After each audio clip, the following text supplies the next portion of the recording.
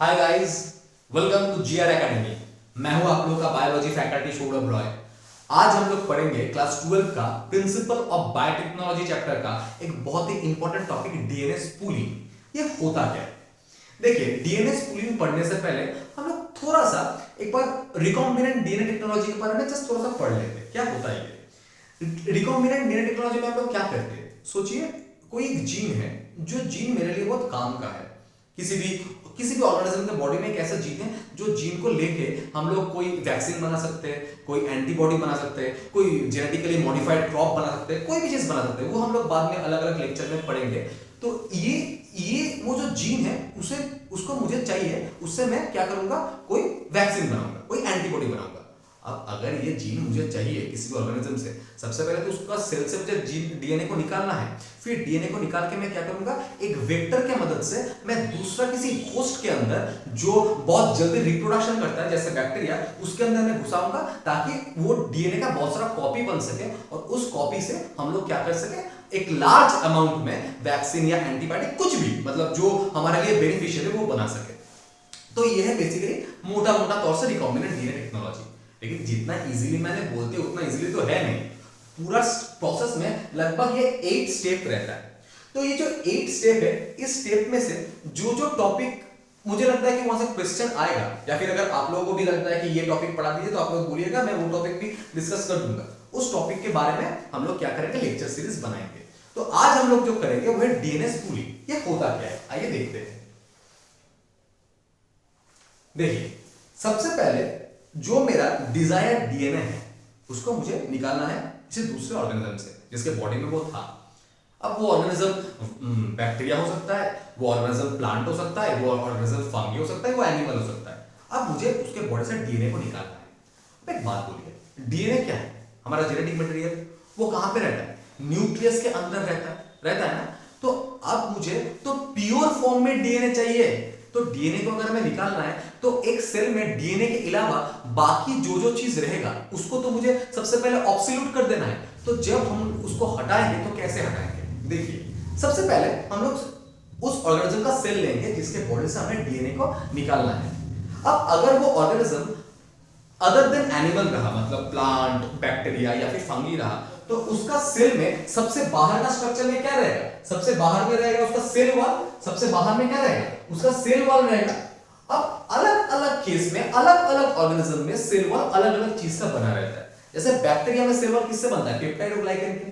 तो बैक्टीरिया का जो पेप्टाइड और ग्लाइकेन है, जो जिससे उसका सेल वॉल बनेगा, उसको तोड़ने के लिए हम लोग कौन सा एंजाइम यूज करेंगे? लाइसोजाइम यूज करेंगे। ठीक है। अगर मेरा डिजायर ऑर्गेनिज्म जिससे हम लोग जीन लेंगे वो अगर फंगी रहा, तो फंगी का सेल वॉल किससे बना रहता है? काइटिन से, फंगल काइटिन से। तो हम लोग उसका सेल वॉल को कौन सा एंजाइम की मदद से तोड़ेंगे? हम लोग काइटिनेज का मदद से तोड़ेंगे। अगर हमारा डिजायर्ड जीन प्लांट से मिलेगा तो प्लांट का सेल वॉल किससे बना हुआ रहता है? सेलुलोज से। तो in the case of plant हम लोग उसका सेल वॉल किससे तोड़ेंगे? सेलुलेज से तोड़ेंगे। किससे तोड़ेंगे? सेलुलेज से तोड़ेंगे। ठीक है। अब एक बात बोलिए, अब सेल वॉल के अलावा क्या रहता है? प्रोटीन और लिपिड रहता है। तो प्लाज्मा मेम्ब्रेन किससे बनता है? प्रोटीन और लिपिड से।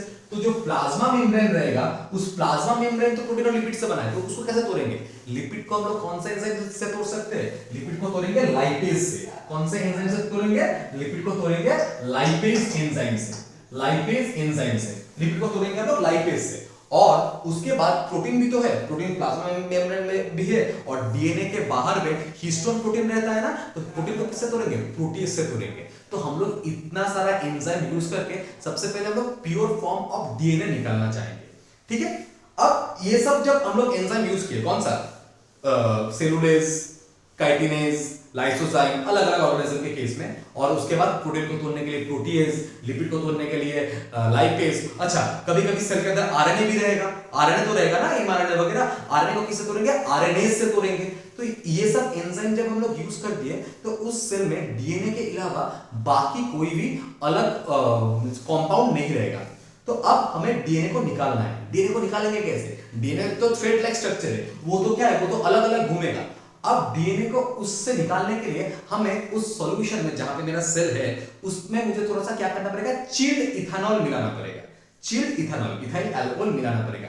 तो जब जब ऐसे अगर वो टेस्ट ट्यूब रहेगा तो हम ऐसे करके ऊपर से धीरे धीरे चिल्ड इथेनॉल जब मिलाएंगे तो क्या होगा, दोनों का जंक्शन पॉइंट में डीएनए आके जम जाएगा।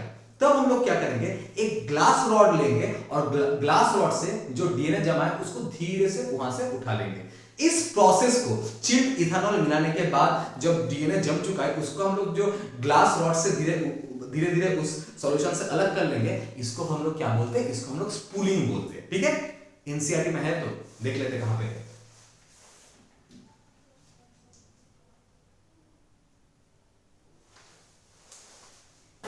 देखिए ये एनसीईआरटी से, तो एनसीईआरटी में क्या बोला है, कौन सा एंजाइम हम लोग यूज करेंगे। बैक्टीरिया के केस में लाइसोजाइम, प्लांट के केस में सेलुलोज, फंगी के केस में काइटिनेज, सब हम लोग बोल दिए। आरएनए के केस में आरएनएज, जो यहां एनसीईआरटी क्या बोला, राइबोन्यूक्लिएज। आरएनए के केस में हम लोग क्या यूज करेंगे, आरएनएज या फिर राइबोन्यूक्लिएज यूज करेंगे। ठीक है, प्रोटीन के केस में क्या यूज करेंगे, प्रोटीएज यूज करेंगे। ये सब यूज करने के बाद जब सिर्फ डीएनए रहेगा, अब डीएनए को मुझे प्रेसिपिटेट करना है, एक साथ लाना है। कैसे प्रेसिपिटेट करेंगे, डीएनए के साथ हम लोग क्या मिलाएंगे, चिल्ड इथेनॉल मिलाएंगे तो डीएनए प्रेसिपिटेट हो जाएगा। तो हम लोग एक ग्लास रॉड उस सॉल्यूशन में डाल के तो ग्लास रॉड से डीएनए को हम लोग अलग कर देंगे। इस प्रोसेस को हम लोग बोलेंगे डीएनए स्पूलिंग, और टोटल प्रोसेस को क्या बोलते हैं, आइसोलेशन ऑफ जेनेटिक मटेरियल। अगर ये टॉपिक अच्छा लगा तो लाइक कीजिए, शेयर कीजिए और चैनल को सब्सक्राइब कीजिए। और कौन सा टॉपिक चाहिए जो क्लास 12 के बोर्ड एग्जाम के लिए या फिर नीट के लिए आप लोगों को जरूरत है, प्लीज कमेंट सेक्शन में बोलिए। Thank you.